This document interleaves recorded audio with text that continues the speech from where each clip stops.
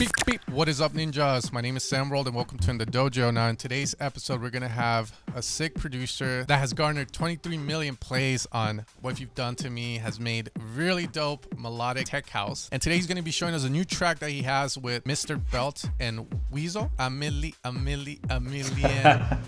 I had to, bro. I had to. Good. I'm feeling all right. Track's coming out soon. Well, when we record this, it's coming out soon, but it's gonna be out when this is online. So please stream it.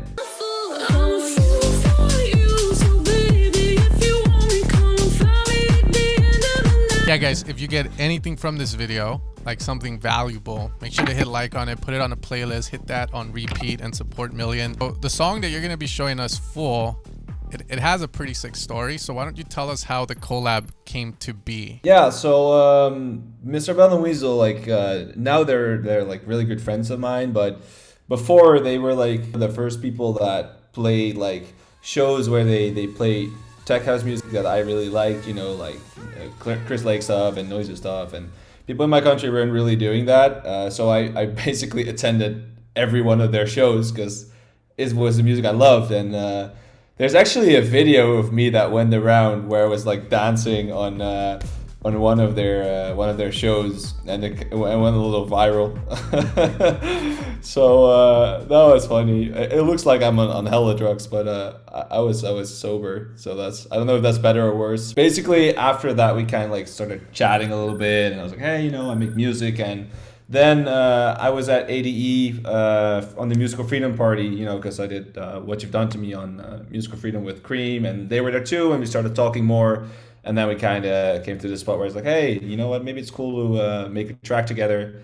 And so yeah, that's kind of how that happened. Yeah, I think I remember the first time I heard of Millien was that video, because I was like, oh, I saw the guy, and then once I met Millien a little bit more further, I was like, oh wait, he's that guy. That's so good, man. It was a good video. Video. The song that you have, it's the Millien style, which I've told you before. I'm a fan of it. I love the usage of the bass and the melodic vocals, and then you always use somewhat of a sort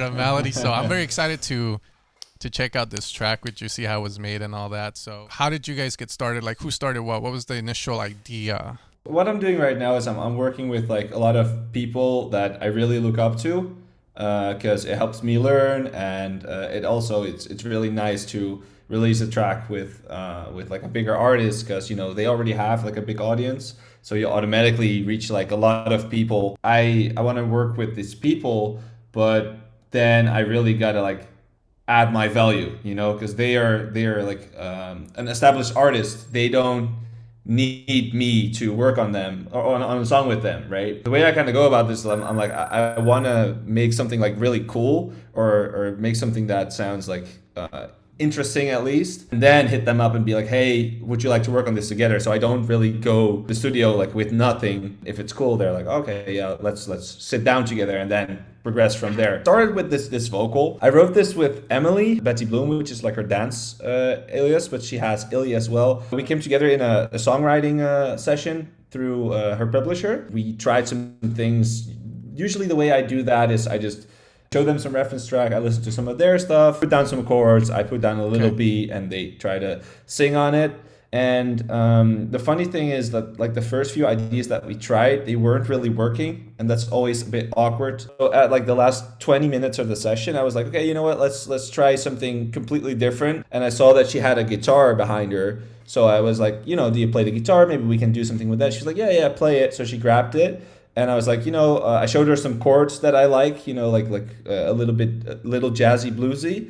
And she was like, oh no, I really like this. And she started playing some chords that were like kind of similar, and started to say some words. And I was like, oh, this is really good. And we kind of went from there till it became this. I'm a fool for you, so baby, if you want me, come and find me at the end of the night. I'm a fool for you, so dance into my body, and my soul will be forever alive. And that was recorded at 1:15, so it's slower, but I like to do that and then speed it up. Cool. So when you started with the vocal, did you start in the break or in the drop? What I usually do is I start writing a track like this, and then I kind of expand. And then from there, I kind of like take bits and pieces and move it more into an arrangement. Yeah. Sick. Yeah. So you have like pretty much working on a 16-bar loop that's really good. Yeah. I learned that from Deadmau5. Like this is like years ago, but he did this course, the Masterclass. I don't know where it was on, but he did a Masterclass, and I followed it. I was like 16 or something. I don't know, but he always said like. He was saying like, oh, you know what? I write this, and it's like you know what, 4, 8, or 16 bars, and he's like, I write this, and the song is done, and that like really stuck with me. I'm like, what the do you mean the song is done? You know, like it's like 30 seconds of music, but now I understand because if this is good, then the song is done. You just need to arrange it. One question, since everyone's very polar on the Deadmau5 Masterclass. Some people say it was good, some people say not. What is your take on it? I liked it better when I watched it for the second time. Okay. Because I knew a bit more about production then. And it's for me, the value was in his thought process. I basically start right like this. So I get a little vocal. I pitched it up, I think. Yeah, I pitched it up. And then I start collecting some drums. At this stage, I don't really think about it too much. I just grab like some things that I think sound nice, and I most of the time replace them later.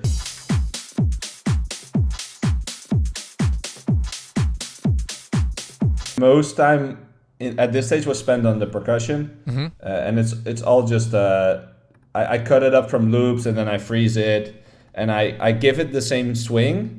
Yeah. So I quantize it and then add like I chose for this one this time, but I just go to the groove pool and I keep scrolling until I like one. Start an idea. It's not that important that the drums sound like amazing. They just need to have a character. Now I had the guitar from this is the one that Emily or Betty Bloom played in. But I pitched it up, I think, yeah. Yeah, I had the guitar, and then I kind of started writing this bass line with an absolute dog shit sound. I think I sampled this from, from my OP1. It's not too bad. It's dying, like here. You don't think it's the cut you did? It's not a good sound. So I tried to fix it a little bit. At that time, I just got the Wolsa bass thing, and I figured I'd try it out. I wasn't really helping the sound. And there's an interesting layer. Together, I had this with the vocal playing.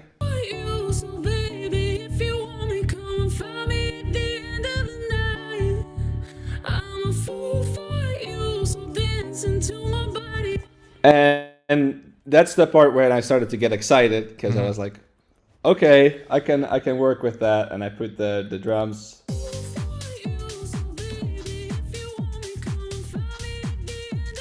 Yeah, there you go, bro. A little disclaimer: this is a project Millien started on that he's gonna send to Mr. Belt and WEzol for his collab proposal. So this isn't the finished project. Further on, he's gonna show it to you guys. And from there, it's really I just go in loop mode, and as you can see, I just write. So I add a little, and this is, I don't remember if this is, I think this is like a fucked up version of the one that's in What You've Done to Me. I reuse a lot of my stems and then just stretch them out more and do stuff like that. Cool. It's from Feel. This is an OP1 thing. And this was so bad, but just to show that, like, pursue your sounds. This is terrible. And, like, way too full. Yeah. But now it's kind of cool. But that's just because I just kept trying to make it not. And then usually... 2020 it. Yeah, right? This is from Nico the Kid. You made a track with him, right? With who's... Oh, yeah. Yeah, he released a sample pack like way back. Yeah, I think I forget the name, Snacks or something. I think he has some out like that. This is the Wannabe Prophet, so this is just the Arturia Prophet.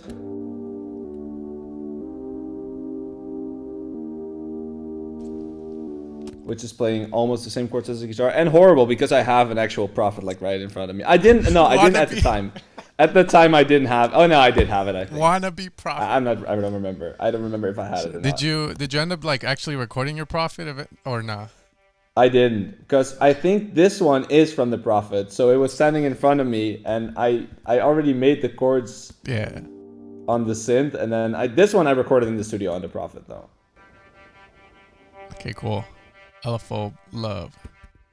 It's analog, all right. This is just a string, and this is another string, and then I just wrote all of that. It's gonna sound terrible when it's all playing together, but. Whoa.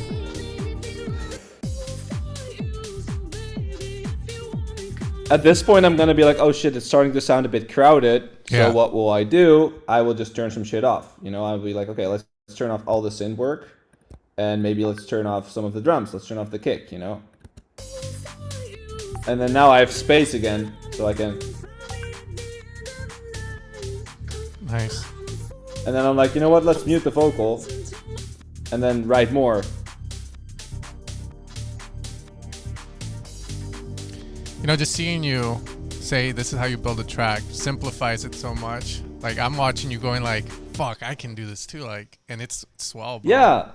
But it's nice for me. The way it works nice is because I'm working in such a small area that I'm not worried about weird automation or variation or everything is in here, so I'm not scared to try like crazy shit. Exactly. And then at one point I'm like, okay, you know, I think I wrote enough, and I'll probably add more later, but I think it's full enough at least. So then I just go to, okay, let's try to arrange it. And I usually do that in a different session because at this point I'm usually fried. Yes. But then I go to the arrangement stage. When it comes to arrangement, do you just go with what you feel? Or is there like a formula or theory that you follow to do the arrangement for a track like this?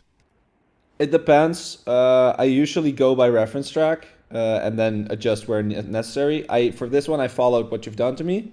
Mm-hmm. And then I noticed a little thing here. I could talk about that. So kind of like I started writing a breakdown with just the elements that I had. I just mute shit.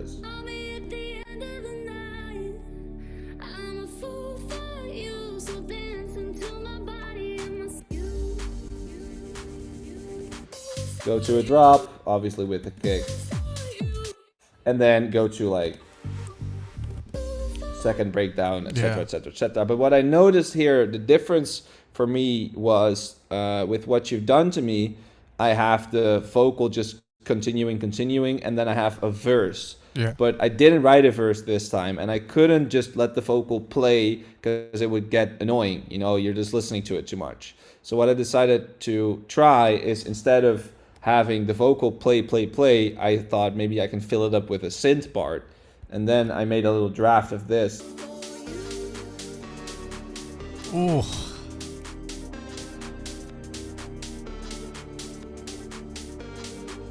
And I tried to break up that vocal loop. And this synth, listening to it now, like Mr. Belt and WEzol, they made it sound so much better.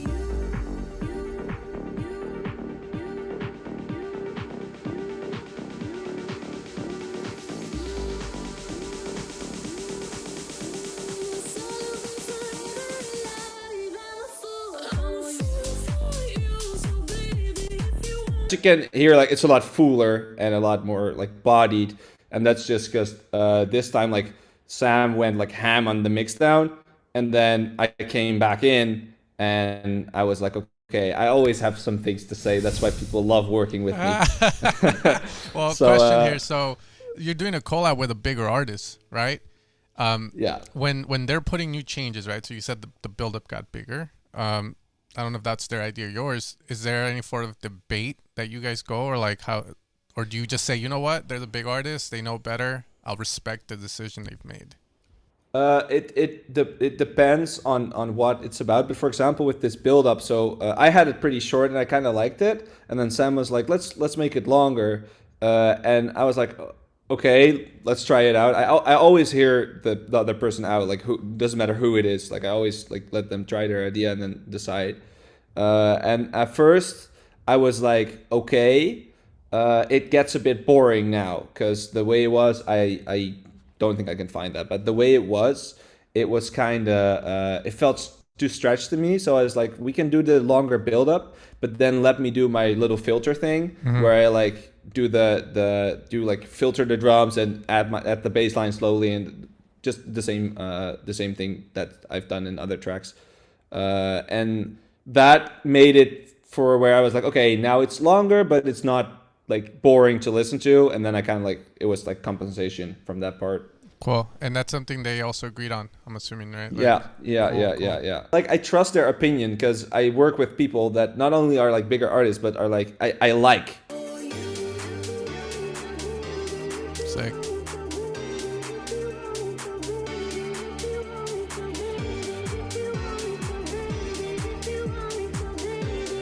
So yeah, just a better worked out version of what we had. But God, we thought we were almost done here, and we were not, dude. We've worked on that track for so long after this, because also because we went to like back and forth with A&R a lot from spinning.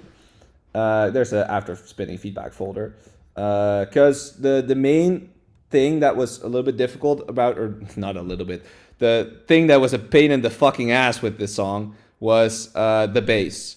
I like really low bass lines, but the problem with it is your saws will fart. You know, your saws will like sound like they're choking. Yeah. And that was a huge problem with this thing. So the next thing we started trying is pitching the song to different keys, and just to make the bass line fit better. So that's what this is. There are like a couple of in the lower. Yeah.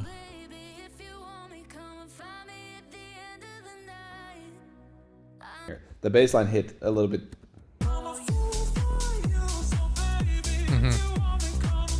Different. I'm so glad we didn't go for this version. But well, what key was the original in? I think it's G, and then I used like the lower octave of it, you know? Oh, what?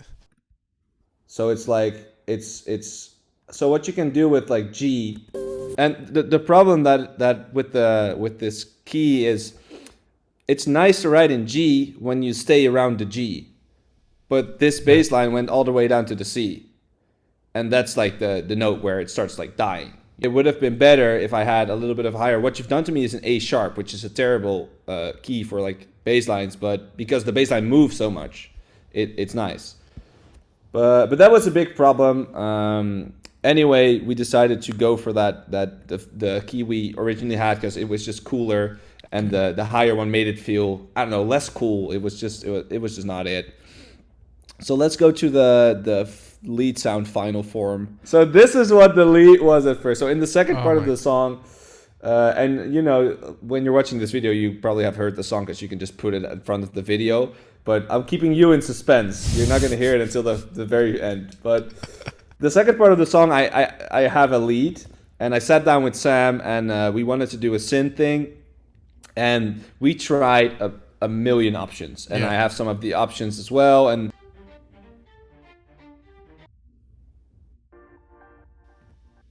these are all the ideas?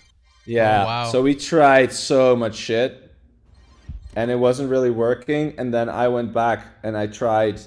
We made a melody in the studio, but the sound wasn't right. And then I went back and tried to get the sound right.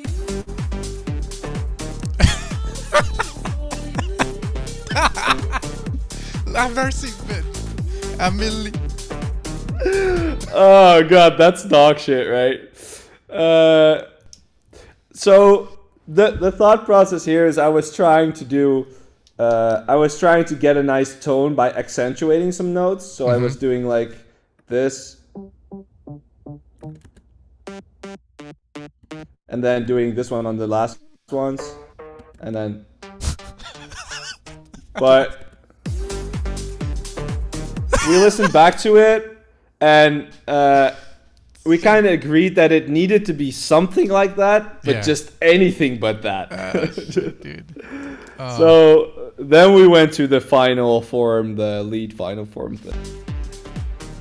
Okay.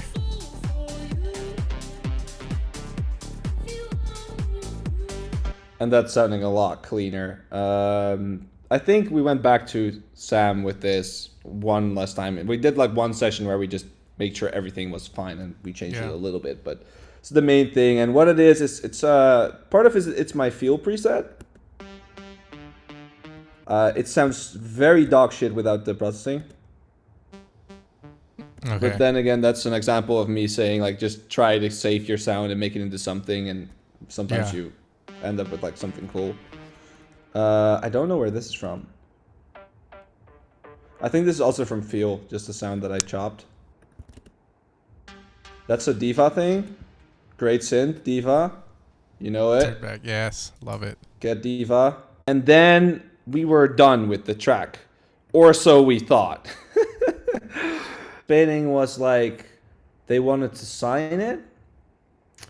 I'm not 100% sure, but I think they were okay with it.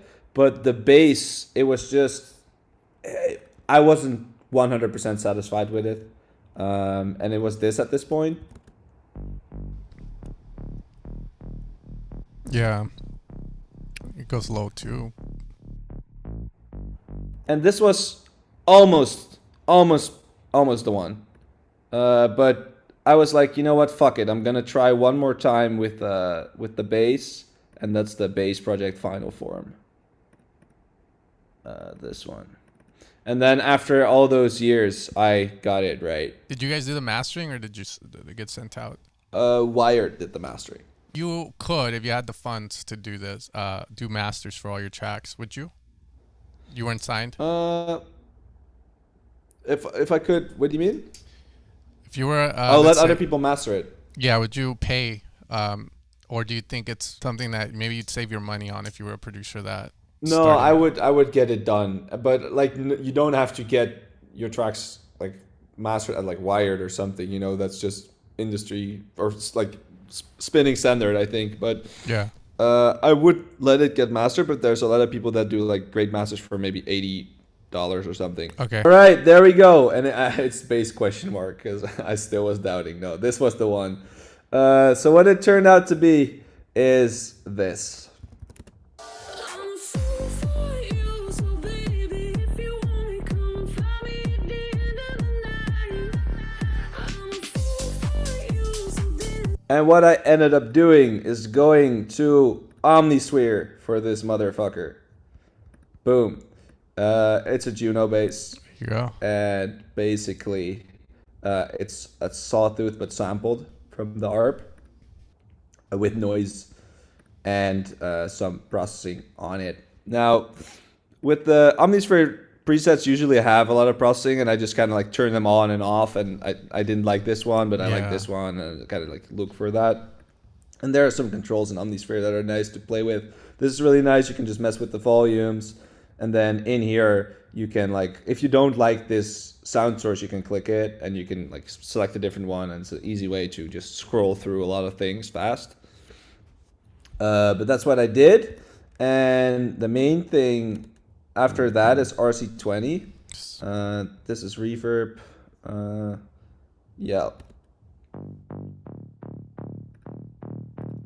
Which what I'm doing is distortion and a little bit of noise. Now I could, you could do this with any distortion or saturation plugin, but I actually really like the distortion from RC20. It sounds good. Yeah, it It's sounds- low, but it's intact. This is just reverb with the low end taken out. Nice. That's Just a give it a bit very more room-based reverb, no? Like it sounds more like a Yeah. layer. Yeah, it is. It's a room, and it's a very short one. But I like it's very crispy. Oh yeah, dude. You could do that with like a slapback delay as well, but I just liked how this like Yeah. sounded. And then there's the Chris sub. I nicked this from a Chris Lake stream. I just copied what he did, and I got this sub. Nice. They're gonna, you copy Chris, they're gonna copy you, and then I'll Yeah, copy you know what? And if you want to see what's in these plugins, go look at the Chris Lake stream. Because it's a good stream. Which I'm one not is going to it? give this shit to you. I'm not going to tell you which one it is. I'm not going to tell you what's in this. Damn. You go look for it. Yeah. Right? I worked for it. You're going to work for it too. But Okay, so track's fully done. I only have a last few questions. It seems like we kind of saw the story of how this track came to be. Notice, is there anything particular that you do to fill the drop up a bit so it sounds fuller, or is it just good bass, good drums? We'll do that for you. What I do is I don't think I can. I never really can make my drums so full that I don't need anything else. Like, I'm not the best producer to do that. I wish I was better at it. What I try to do is work with call and response a lot. So if you look at the drop, and let's say the drums, for example.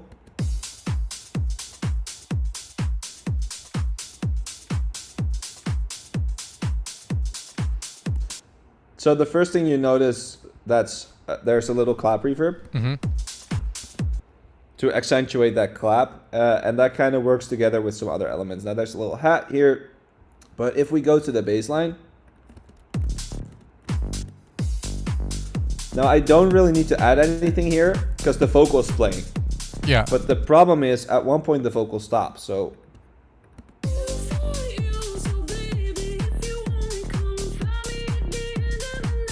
and then she's done with singing. So the way I solve that is I make this delay, or the way I would solve that. I don't know where the fuck I left it. Not that one, but I think it's in the stem because we went to Sam's and whatever the fuck. But so the end of the night thing. It's like a delay. Right, so it's just a delay, but it fills up the space, so it's not silent. It's a heavy delay, dude. Fucking nice. And there's a little vocal thing, or like reverse synth somewhere in this motherfucker this one. Which kind of like catches I'm just filling the gaps. I've told this in another tutorial before, but all I do is fill the gaps, or all I try to do is fill the gaps, which is like, I'm a fool for you, so baby, if you want me to find me at the end of the night, silence, silence, silence. And then I just make it end of the night, na, na, na, and then it goes back to like.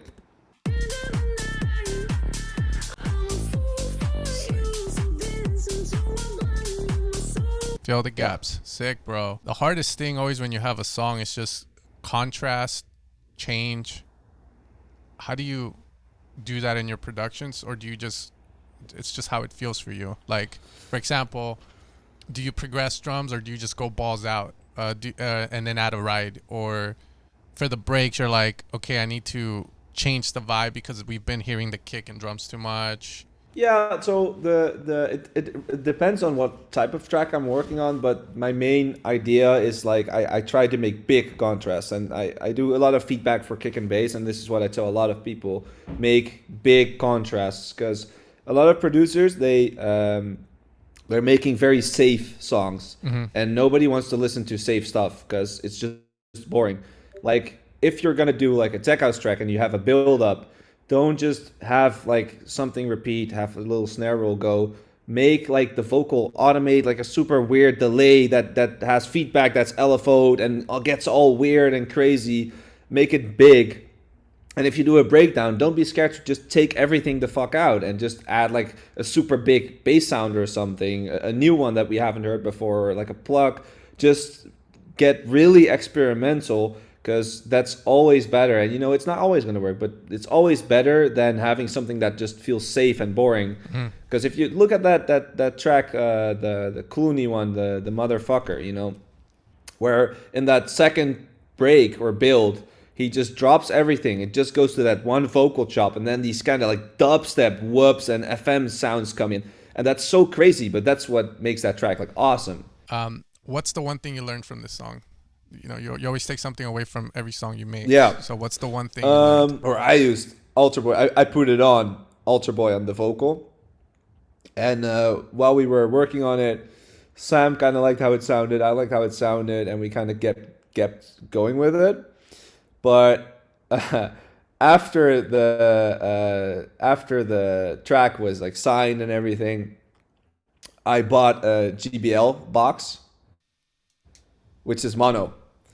And I played the track on it, and I don't have any mono devices in my like space anymore, just that GBL box, because I just wanted one of those. Yeah. And I played the track in mono, and the vocal was phasing. And I texted Sam about it. I was like, dude, we have a fucking problem. Because this, like I showed you, this track has 10 projects. So we planned a studio day. And I'll send you the video. You can put a snippet of it right now on screen, because we have a compilation of us trying to fix it. But we planned a studio day where we're like, okay, we need to fix the vocal mono, and we have to go back in the projects and see how far we can go back and extract everything. And we had to like almost redo the entire vocal track because we had to go back way to the beginning and fix the thing. So if you're using ALTERBOY, always put a utility after it and just select the left or the right channel. Because if you don't do that, you're going to end up with phasing problems, even when your track's already signed. This needs a video. This needs a video, bro. I still love ALTERBOY. I don't think it's a bad plugin, but use the left or the right channel so it stays mono. Okay, and I'll make sure to put a little snippet. That's great, man. Yeah, that's something I've noticed with it as well, but I've never had a song like this where... It was you can see the frustration in our eyes when we were like trying. Oh my fucking god. Hier, oh, kijk.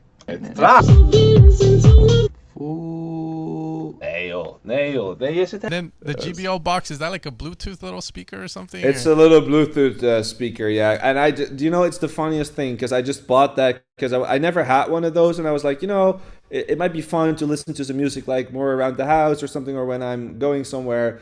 And I saw one for like a good price. I was like, let me just get it. And I was like, oh, let me listen to my new song on this speaker. And I just pressed on. And I'm like, what the fuck is wrong with this speaker? And then I was like, I don't think it's the speaker. Oh, shit. Well, that's good, man. It's going to save a lot of people a lot of time. But yeah. With that being said, guys, hey, thank you, Millien, for coming on, bro. I really appreciate you showing the process. It helps a ton, demystify. Makes music production a lot of fun for most people, too, because...